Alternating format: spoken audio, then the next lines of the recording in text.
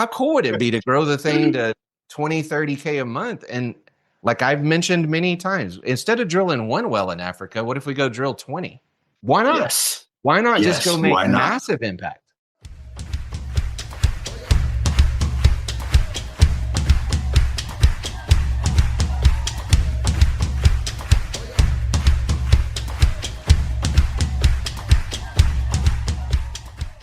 Welcome back to the E-Forge Podcast, where kingdom entrepreneurs are forged into high-impact leaders and legacy builders. I'm Cory Long. Today, we're flipping the script a little bit. I'm bringing on the guy who actually helped me launch this podcast, my coach, Tim Holloway.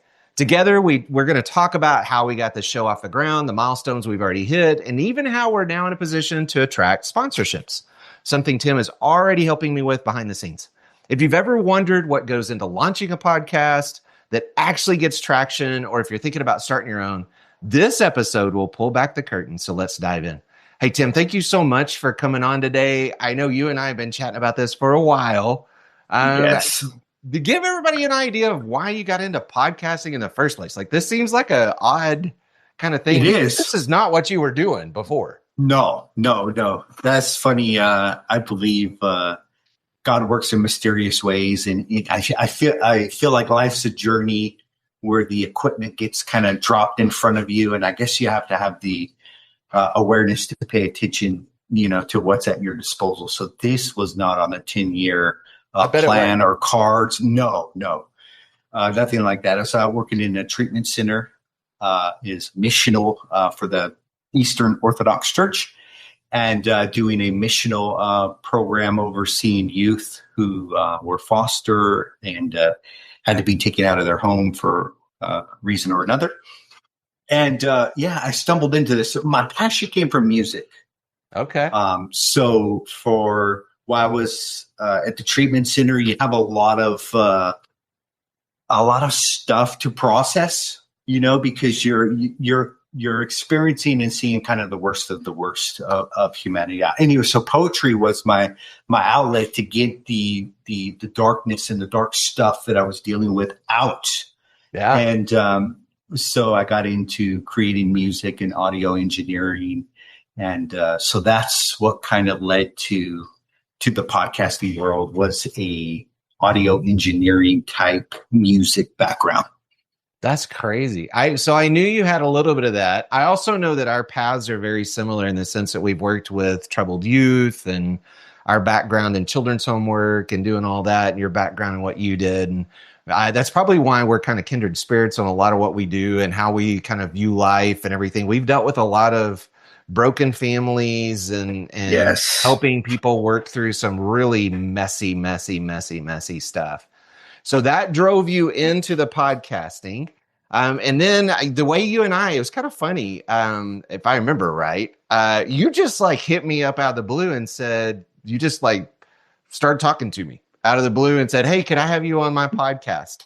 And that's kind of how you and I got to know each other, was just through this exact method of, let's call it marketing. I don't know, whatever you want to call it. But I mean, that's really how we kind of got to know each other. Is I came on your podcast. Is that kind of what you've used it for through the years, is building those relationships and getting that network built? Yeah. So it's funny. So I still distinctively remember you and how we connected. And I connect with the people all kinds of different ways. But, I have ads come up inside of my feed because of the things that I have liked in regards to Christianity, masculinity, entrepreneurship. And so I was like, I got like 10 guys rolling through my feed like all the time. Yeah. And I think I want to connect with them. They're obviously doing something amazing. And so you were on my top 10 list of people to connect with, because I already know, like, and trust you, because I see you in the RV and the laptop light. I'm like, this guy is cool, man. Yeah. And so, And so I was like, well, I'm going to nurture a relationship. And that has to do with like liking people's content and connecting and kind of pre-engaging with people. And then, slipping in the DMs and giving offer, not what spam people do. These spam people are terrible. Come in there with an offer, and there's nothing more better than the offer to come on your podcast to elite people, We had fun. I remember getting on your podcast doing that. And then you and I just kind of kept talking about things, and I kept seeing posts, and I had you in, you even came and did a training for one of my groups, and you've been kind enough to do that. And so it's just been a very collaborative effort. And then when we launched our eForge Accelerator program, I was thinking about, how do I create credibility? How do I actually get my name, eForge, out there and what we're doing? And I hit you up and I was like, would this work for a podcast? And you were like, this is perfect for a podcast. So walk people through. I know kind of the magic button is, we're going to launch a podcast in 30 days. We're going to get you off the ground. And we did that. Not only I think we actually did it faster than 30 days, because I asked you to accelerate this thing. And we just kind of kicked the thing off. Walk people through, like, what does this look like? Because I know for me, it was a pretty easy process. Yeah. 30 days. There's a method to the madness. Each week we conquer the objective at hand. I would beg to say I'm probably pushing on 400. That's a long podcast launch. Yes. At this point is really a lot. And, so we got it down to a T. So, we follow a roadmap. Week 1, we're doing this. Week 2, we're doing this. Week 3, we're doing this. Week 4. And to give to your credit, every once in a while we'll have a failure to launch. Sure. That is, people get in their heads and they need some like mindset work and stuff. And then we have those who kind of like drag their feet. And, but you hit it really, really quick. I think we launched the third week and you were disciplined and ready to go. So we were going, man. Amazing customer. Thank you. We just went, man. There's no question marks. We just go. I think you hit on something that's very important, though. What are the fears that you see? Because here's what I see out there is, because I've been training inside of the digital space now for 11 years. I see people come in and they're very excited and they get pumped about it. And man, I want to do this. And I'm sure podcasting is no different. I want to do this and I'm going to do this, and they buy the thing and they spend the money and they're juiced up. And then after, that kind of fades off and the honeymoon period's kind of gone, which can go really quick, by the way. Then they get fear starts to attack them with, what if people don't like me? What if people don't listen? Well, what if I say the wrong thing? And what are the things that you're seeing with that pattern? Because there's probably people watching the podcast today who are like, I'd love to do a podcast, but insert whatever fear they have. Like, what are you seeing out of that? Yeah, it's definitely kind of mindset issues. Yeah. And what I've noticed is, a lot of my marketing, it goes to like pre-contemplation. Like I just stay there because my main objective is to get somebody to take an action. So it's all pre-contemplation. And the thing that keeps people from even contemplating it or taking action on the contemplation is insecurity. Right. Which basically comes down to fear. Right. I'm afraid to put myself out there. I'm afraid to share my opinion. If it's video, I'm afraid of my appearance and what I'm going to look like. So it all comes down to fear. And in my mind, it's always going to be a barrier, in some way or fashion.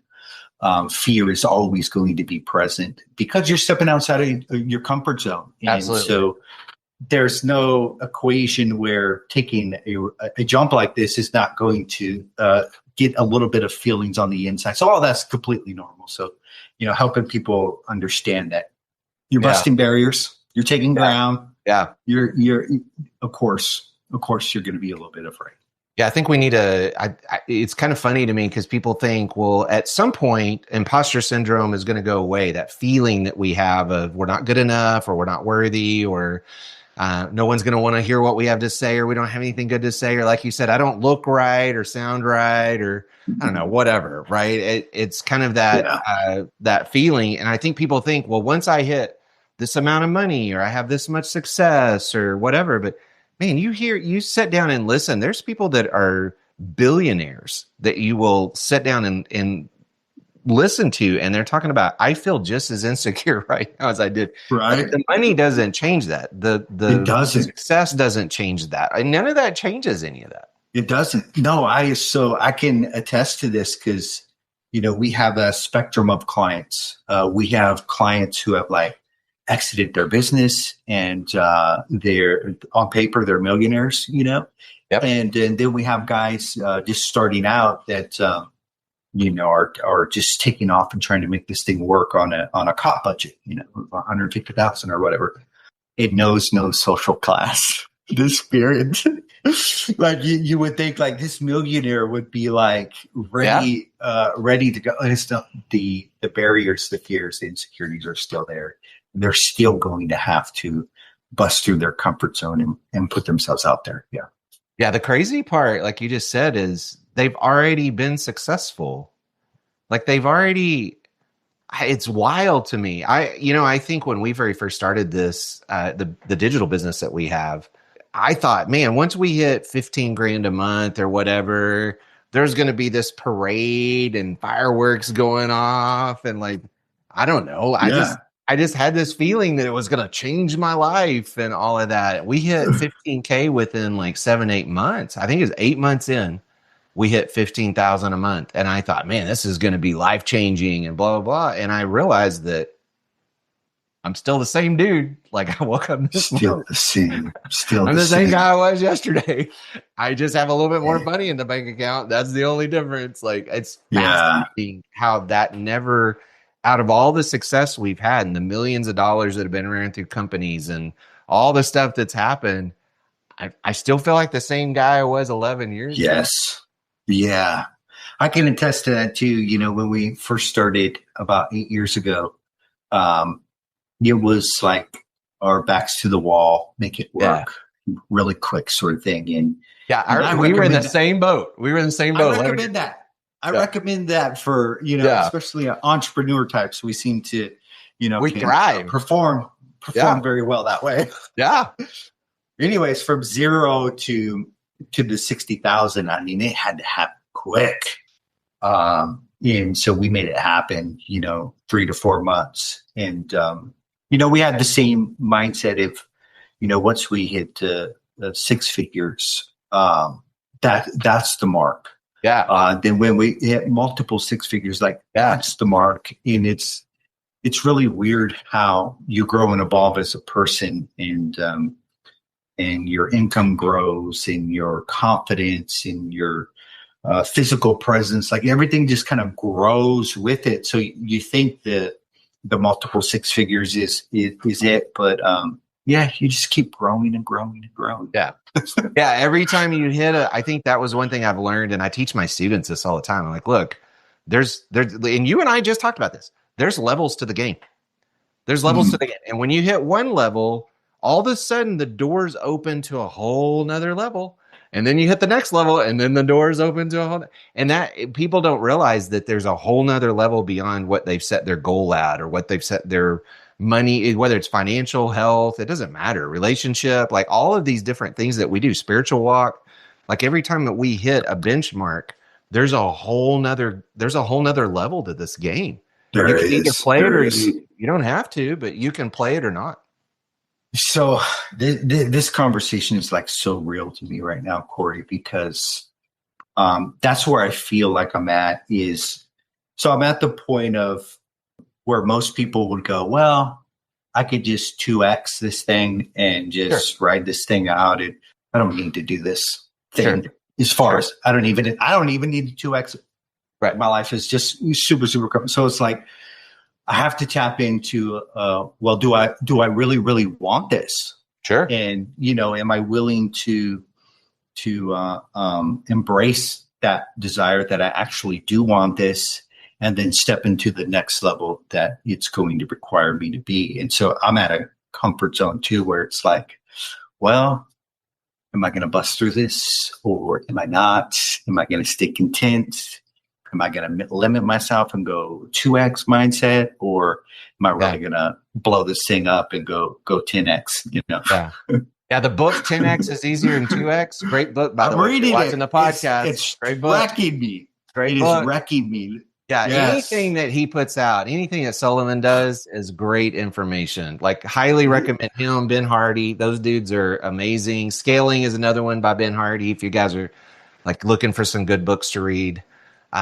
Great material. I teach on some of this stuff. I'm still learning this stuff. Like, this is, and what you just said is the truth, that we grow and we just continue to grow. There's no limit to the growth that we can have. And you hit on something a minute ago that's very important.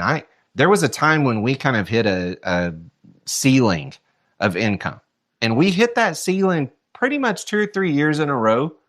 And I really wasn't paying attention to it, to be honest. We were comfortable. We were doing what we wanted. I think at that point we were RVing around, doing the churches and children's homes and camps and blah, blah, blah. And life was good. Like you just said, me and my little comfort bubble, it feels really good. Yeah. I'm doing things. And I got challenged. At one point, somebody asked me, I noticed that I had ceilinged out, and I asked my CFO, I'm like, okay, talk to me. Like, why are we at the same exact number we've been for the last 2 or 3 years? And so we had a conversation, and then I got challenged by another coach and mentor that I had at the time. And she challenged me. She goes, it's not about what you need anymore. And I'm like, what are you talking about? And she goes, what if you could go and think way bigger? And she told me about the story of this lady that was in kind of the same boat. She was making a couple million a year. She was more than taking care of her needs. She was a pretty simple lady anyway. She's like, I don't need to make more money. Why would I grow this business? Blah, blah, blah, blah, blah. And then she was challenged to go, well, what would you want to do if you were able to go over here and accomplish something that was massive? What would it be? And she goes, you know what? I'd start these schools. She had this passion for these schools in Africa. She's like, I would go start these schools and I would go just build them and then fund them. And they were like, well, how much money would that take? And she goes, I probably need about 10 mil. And they go, why don't you do 10 million then? Like, it was just this, because it's not about needs anymore, right? It's not about, it's about legacy. It's about life change. It's about impact that we can make. And it moves past all that, but we have to get past ourselves, because like you just said, we have to get outside that comfort level. The only way to do that is to grow. And when we grow, that means we have to break down things. That means that we have to give up things and say no to things and let go of things. And it's just like building muscle. You can't build muscle without breaking it down first. Yes. I love this kind of conversation, and I didn't even know it was going to go there. But I had no idea either. you hit the nail on the head. The reality is, if somebody's wanting to start a podcast, do a podcast, there needs to be an outcome, like you and I talked about.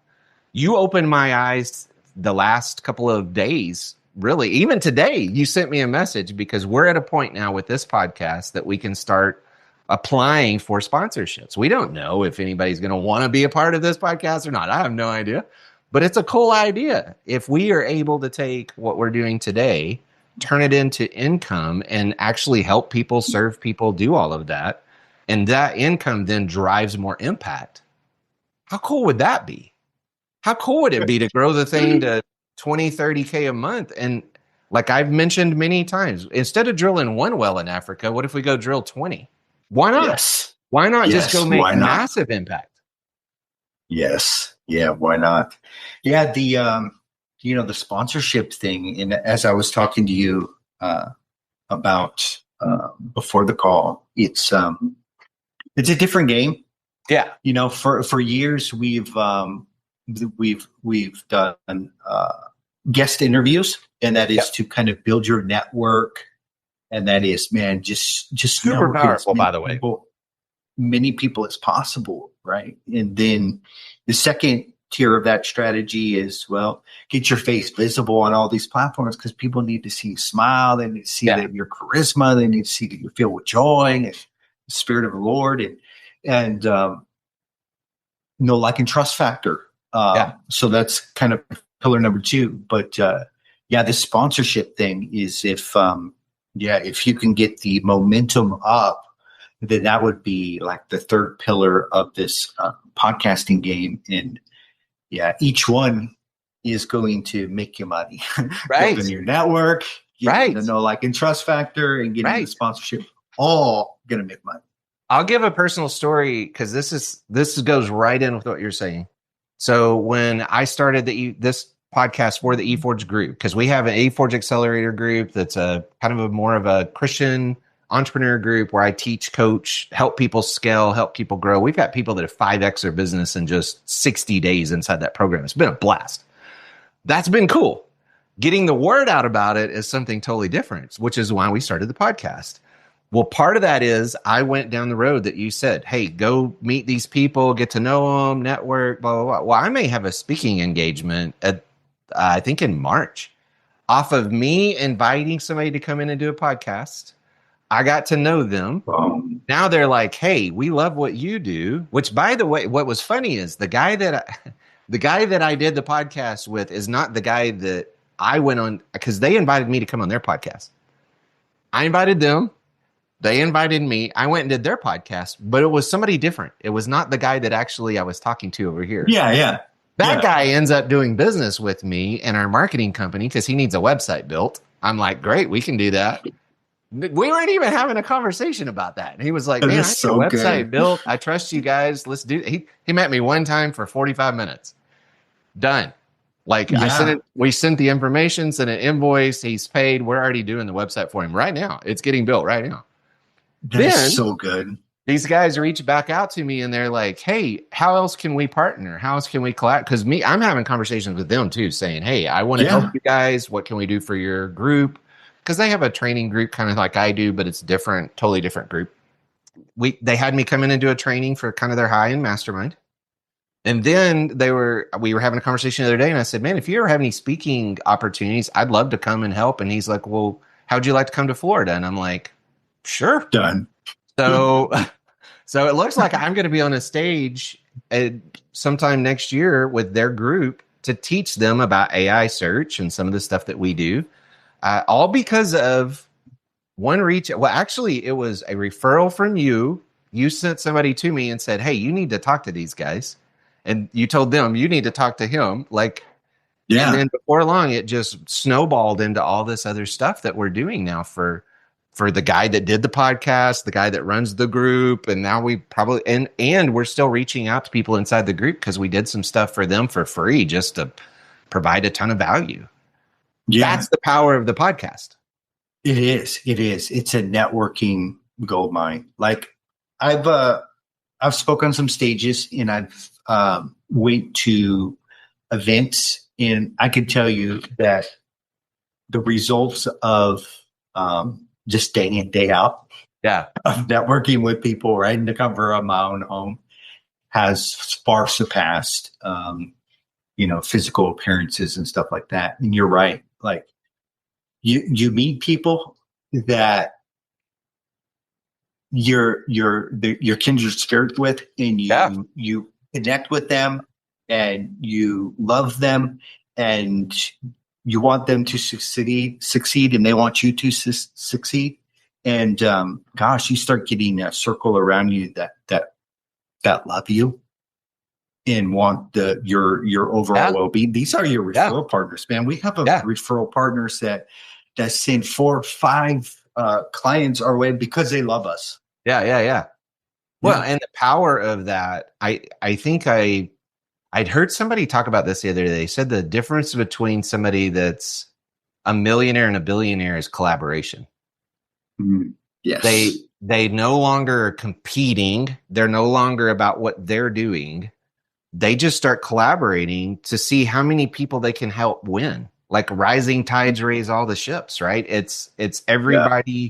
Let's take everybody along with us, which is kind of what I think you and I, the synergy we've had lately. I'm like, this is just getting fun. Like, who knows where this could lead to for you guys, for us. Cool part about it is I know as you grow your influence and your finances, it's just going to be poured back into impact. right? Yes. And I know the same for us. Like, that's what's cool about dealing with people that have the same values. Yeah. Yeah. I agree. I feel like it's a lock arms sort of thing. And, I had a podcast client recently get a client from an interview also. And it's just the beginning stages of that kind of lock armness. And find the people that really, really connect with you. And I call it getting sticky. And you want to get sticky, especially with people that you want to roll with, and you want to. That's your tribe. Get as sticky as possible. So if somebody's watching this and they're like, should I start a podcast? Who should start a podcast?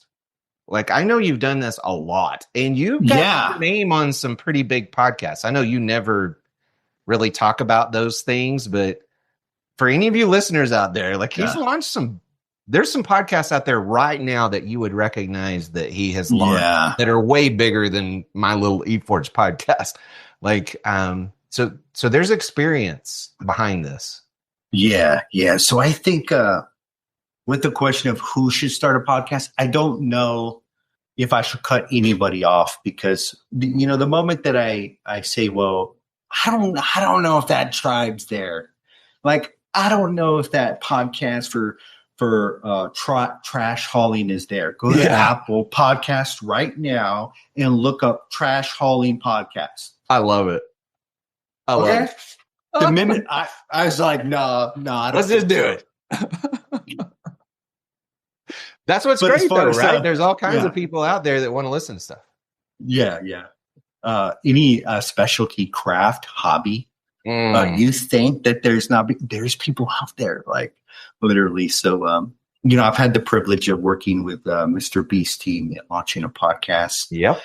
Dennis Rodman, Garrett J. Wright with Wake Up Warrior, and Dog the Bounty Hunter, Sonny Wes Chapman. And so we've got in kind of the circles of entrepreneurship and had some really deep collaborations with people. So I love it. I feel grateful for those opportunities. So if somebody was wanting to start a podcast, where do they need to go? Who do they need to talk to? Like, how do they find you? Because I know how you found me. I didn't even know because I wasn't even thinking about a podcast when you and I very first started talking. That wasn't even on my radar. So, like, where would they go right now to find you and start chatting with you about a podcast? Yes. I would like you to reach out personally to my business partner, Jamie, at executivepodcasting.com. If you want to connect with me, Facebook is the way to go. Tim Holloway, you'll notice his face. That's me. If you are a man and you're an entrepreneur and you're of the Christian persuasion, businessman of influence, Facebook group is a good way to get in touch with me. You get in touch in any of those fashions, and we'll be able to conversate. You can also reach out to Cory, and he'll connect me in Messenger. Like, yes, I've done that many times. Yeah, I think that's what's cool about this is you're kind of like me. I just want to see everybody win. If this is something you want to do, and I think I was pleasantly surprised that the costs of doing this weren't exorbitant. It's not hard. It doesn't take a ton. I thought, man, this is going to take a ton of time, and I don't know how to do a podcast, and I don't know what equipment to buy, and I blah blah blah. Like, when I started, I didn't know any of this stuff. And you said, well, go buy this and go do this. And this is all the time. And really, it takes me a couple of hours a week, maybe. That's if I'm really doing some prep time and having to run things. Otherwise, it takes me about an hour a week to do one podcast a week. And you guys handle all the rest of it. I don't do any of that. And y'all give us everything from social posts to reels to the actual finished product with an intro and an outro and all kinds of good stuff on it to make it really simple. So for me, I know that was super important. The time was super important, that I don't have a lot of time. So I needed something simple. I needed something where you guys did the heavy lifting, even from the beginning. Y'all did the heavy lifting of setting it all up, getting it all on the platforms. How many platforms does it even push out to? I know you and I have talked about this, but yeah, at least 10. Then other platforms kind of pick up after that. But, Audible, Spotify, Apple, all of those very popular ones. And time is of the essence. I don't know if I would be able to keep up even with my own podcast if I kind of delegate it out. And so it's really key for people. It's twofold. It's there's accountability in knowing that you have to deliver at a certain date, and there's a time waiting for you, and that there's some skin in the game because you're paying to make that happen. But then there's also once the internal resistance comes from the back work, it doesn't come from this work. Right. This flow, this is easy. The internal resistance comes from the back. Oh, now I got to do that. Now I got to do that. I got to edit this. Start making excuses, start being inconsistent. You start not showing up, and then you stop altogether. That's the process of what that looks like. Yeah. What's the best piece of advice that you could give somebody about podcasting? Just out of curiosity. I mean, you've got a lot of years in this. As we kind of wrap all this up, if you were to be able to tell an audience, this is the best piece of advice I could give you about podcasting, what would it be? Out of curiosity. Yeah. I know that's a big ask. I'm asking for it's good. It's a big ask. From my personal failure, I'll dive into, and that is the avatar that you're speaking to is so important because the communication that you give out and the energy that you give off is the people that you attract and the people that come back to you. Right. So when I first started podcasting a long time ago, I was talking to an avatar who, I came out of the treatment center. I want to help the world. And so I'm talking to somebody who is maybe on the edge of death or just in a very dark place. And not even mean to, talk to that avatar. And that avatar might work for you if, that's the goal. But, as far as like building, so I be getting super, super clear on the avatar and make sure your communication is talking to that person because that's the people that you want to attract. Right. So talk one way and then look at the people you're attracting and go, how come I can't make money? It's just not going to work. Yeah, it makes total sense. Tim, thanks so much for pulling back the curtain today. I love sharing the stories with our listeners. I know so many entrepreneurs are going to see how powerful podcasting can be for not only building their voice, but building their brand, which is crazy important in this time of AI and how AI is kind of taking over and actually having impact in this world. For everyone listening, if you've been thinking about launching a podcast, do not wait. Like right now is the best time to do it. It's always going to be the best time to do it is right now. So whether you're watching this today, 6 months from now, a year from now, whenever you're watching it, today is the best time to do it. Take the leap. If you want a guide who knows the ins and outs, guys, I can't recommend Tim enough. You want to make sure and get with him and his team. Make sure you subscribe to the E-Forge Podcast. Leave a review. Share this with a friend who's been sitting on the idea of starting their own show. And as always, this is The Forge, where leaders are made and legacies are built. I'll see you next Thursday.